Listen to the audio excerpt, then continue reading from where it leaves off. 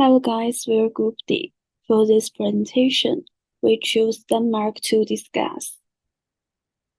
This is the table of the contents of the presentation, which have 5 parts.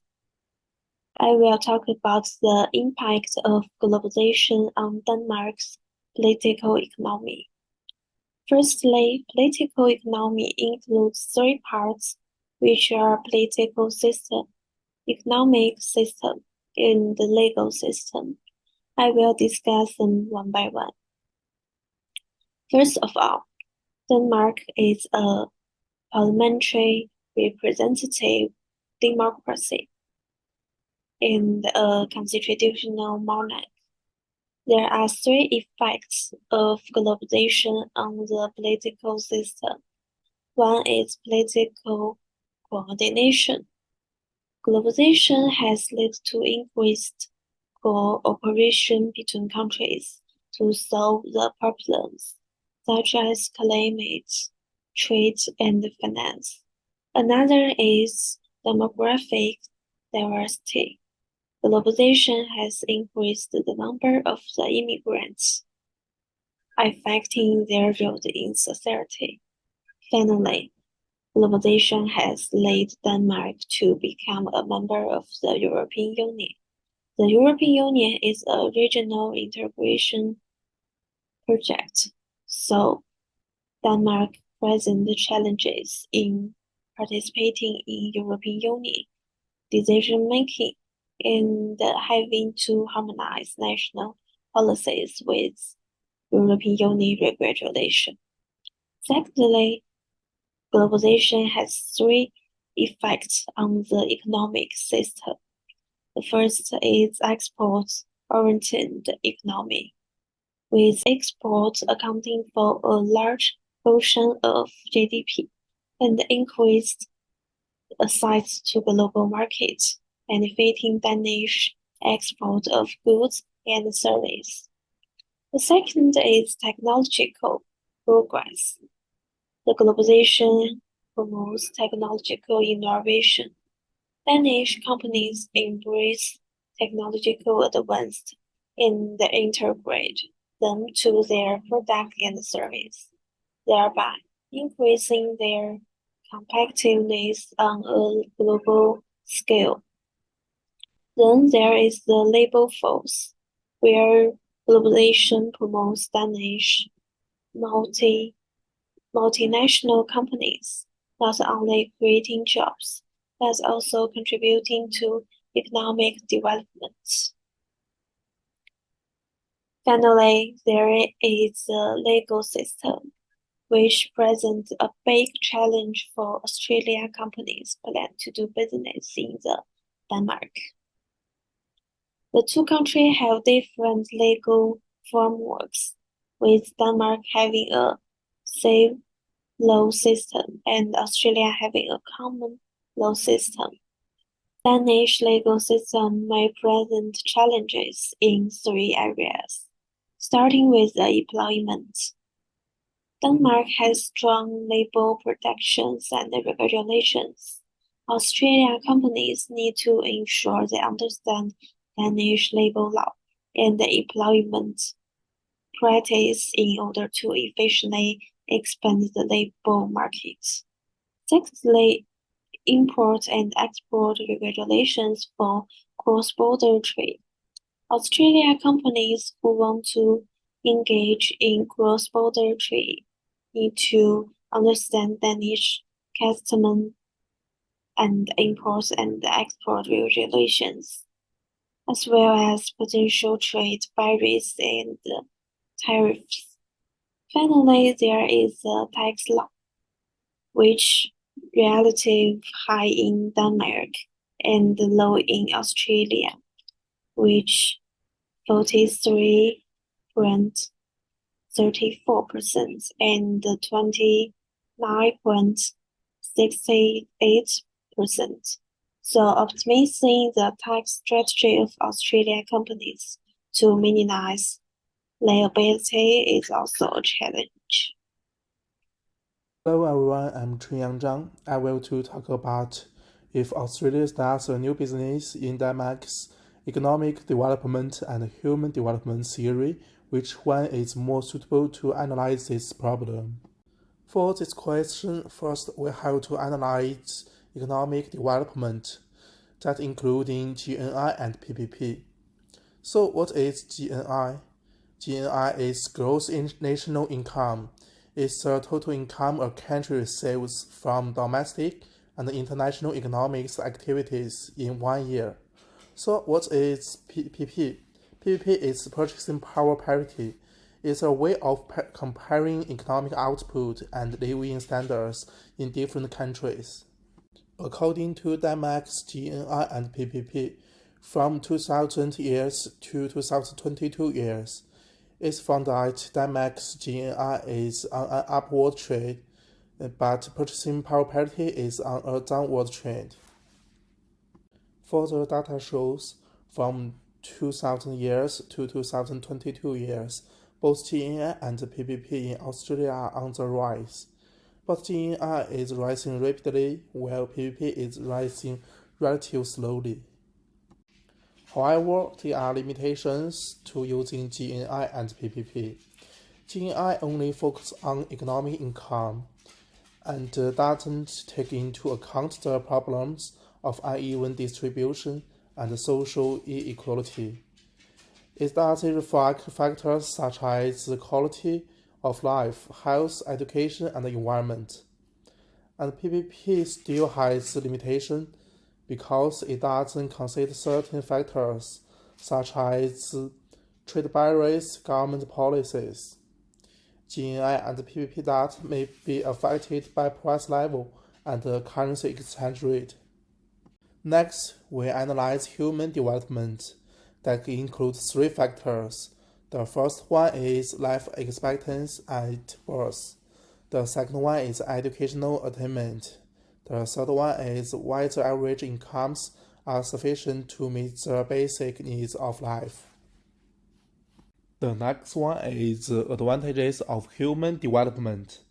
Human development provides a more comprehensive perspective, taking into account factors such as health, education, and the quality of life.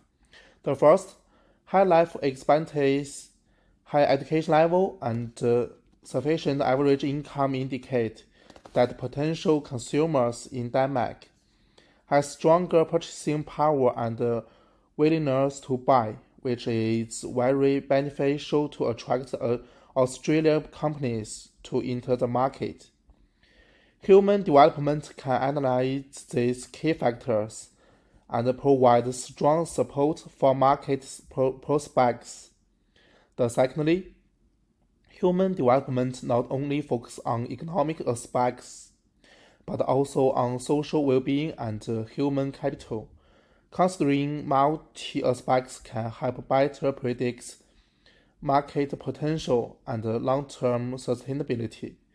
Long-term levels of health, education, and social well-being promote market stability and sustainability.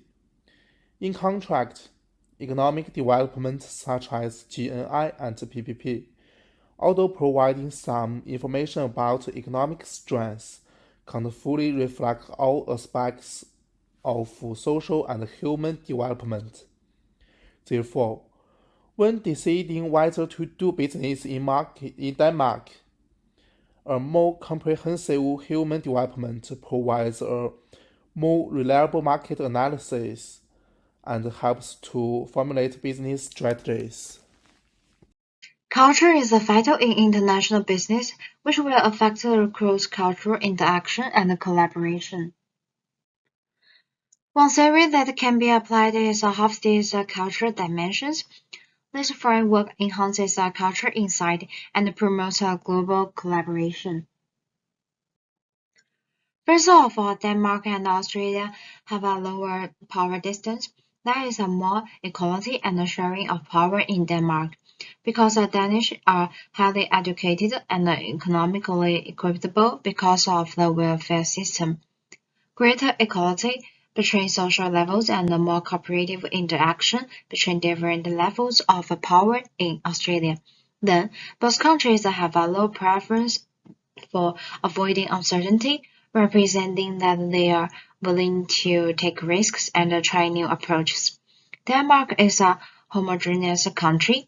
The welfare model makes them inclined to work for the satisfaction of a social harmony.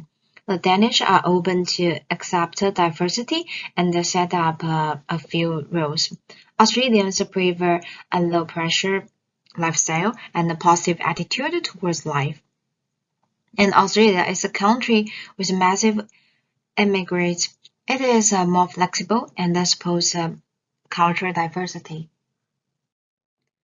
Moreover, Danish and Australians have a high degree of individualism. They are self-oriented, emphasizing individual initiative and achievements, and they make decisions based on their personal needs. Furthermore, Denmark emphasizes on good relationships and cooperation, charity and modesty as a welfare state, which advocates compromise and negotiation. And the government emphasizes the quality of life and the work-life balance. Australia also focuses on a balanced lifestyle and the quality of life. As a result, both countries are dominated by femininity. Besides, Denmark has a high long-term orientation, emphasizing on persistence and thrift, while Australians have a normative thinking and show great respect for traditions. They also focus on achieving quick outcomes. Finally, Denmark has been ranked as the happiest country in the world, giving its citizens more freedom to make life choices. People in Australia show a desire to enjoy life and have fun. They place a higher degree of importance on personal leisure time, which is more indulgent. The other theory is the element of culture. Evangelical Lutheran is the main religion in Denmark, while Australia is a diverse religions country with Christianity being the largest religion. Both countries have a diverse religious populations, which can contribute to cultural similarities in religious tolerance. Then, although two countries have a different official language, both countries are dominated by low-context communication. Their communication way is direct and clear. There are some differences in education systems and approaches between two countries, but they prioritize the development of strong educational systems. Lastly, both two countries are individual-oriented societies. They emphasize on personal freedom, accepting diversity, and respecting individual identities. Overall, globalization and increased international communication lead to cultural convergence over time. As interaction between two countries more frequently, they may adopt some shared cultural elements, potentially making their cultures more similar. However, it is essential to maintain cultural diversity and uniqueness while fostering cross-cultural collaboration. Hello everyone. Today I would like to talk about the series of international trade. First of all, I would like to talk about absolute advantage. Adam Smith, the Scottish economics and philosopher, introduced the concept of absolute advantage in the context of international trade. According to this concept, a country should specialize in the production of goods for which it has an absolute advantage. That is the ability to produce goods more efficiently than another country. In context of Denmark, if we follow Smith's theory, Denmark should specialize in industries where it can produce goods or services more efficiently than another country. Historically, Denmark has strengths in various sectors, including agriculture and dairy. Known from its dairy products, particularly butter and cheese. And second is renewable energy, particularly wind energy. Denmark is one of the global leaders in terabyte production. And third one is the shipping and carry time. Maersk, one of the world's largest shipping company, is Danish. And another classic series of a trait which is a competitive advantage. David Ricardo, another permanent classic economics, introduced the theory of a competitive advantage. This theory argued that even if a country doesn't have an absolute advantage in the production of any goods, it still can benefit from trade by specializing in production of goods for which it has the lowest opportunity cost or a competitive advantage. Making it simple, even if country A is better than the country B at producing everything, it makes sense from country A to focus on production goods in which it is most efficient and let country B produce goods in which it's reliable, less inefficient. Both countries then stand to gain from trading those goods.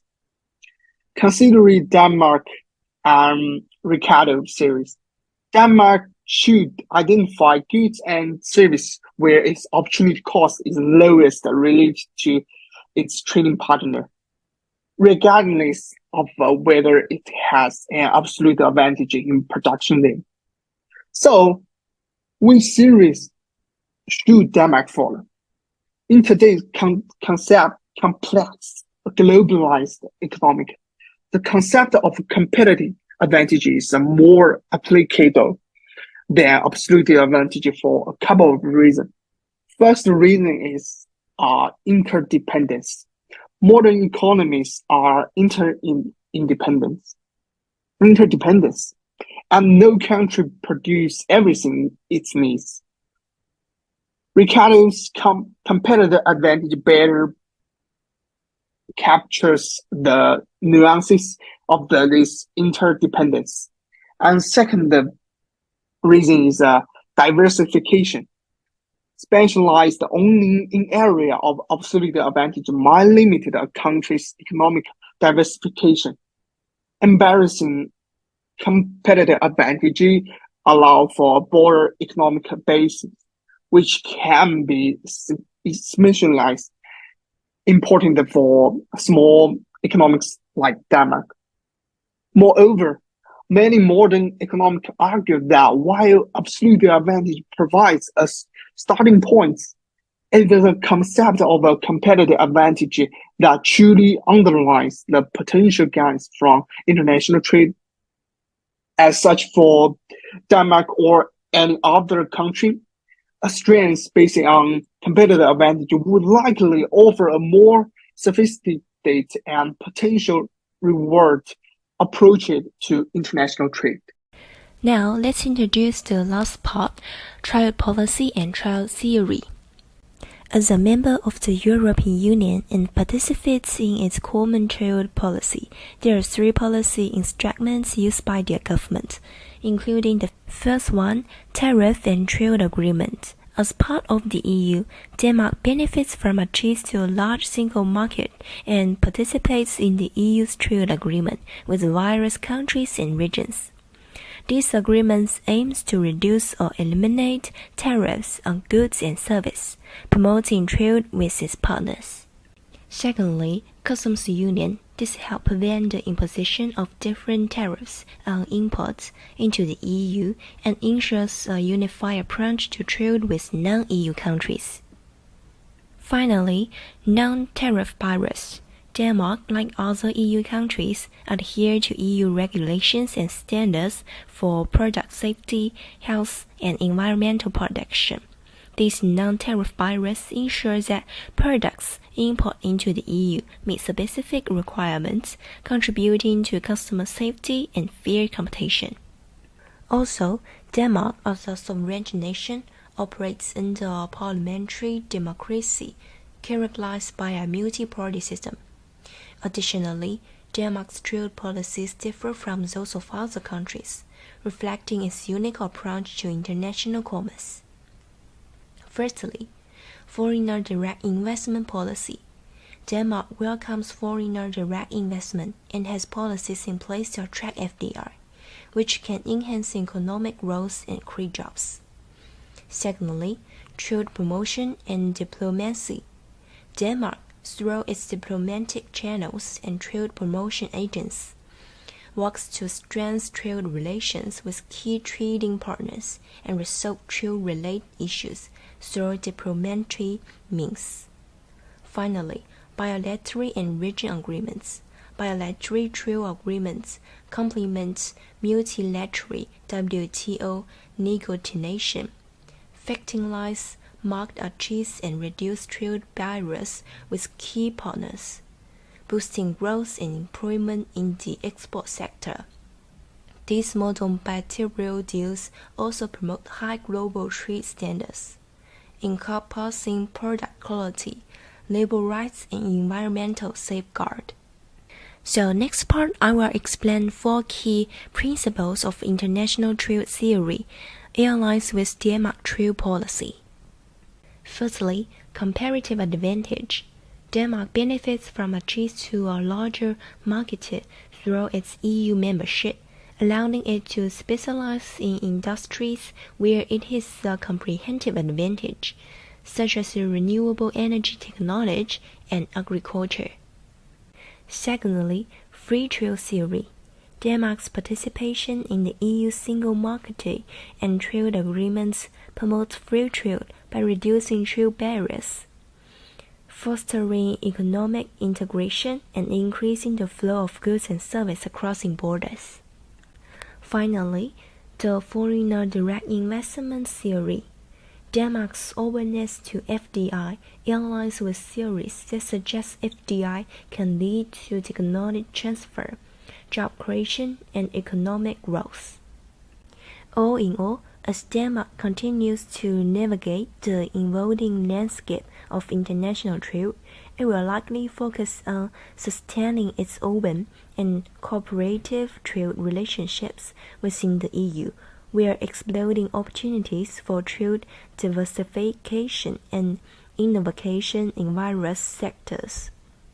Ultimately, Denmark's trade policies aim to enhance its economic prosperity and contribute to the broader growth of regional and global trade integration. Here is our reference list, and thanks for your watching and listening. Thank you.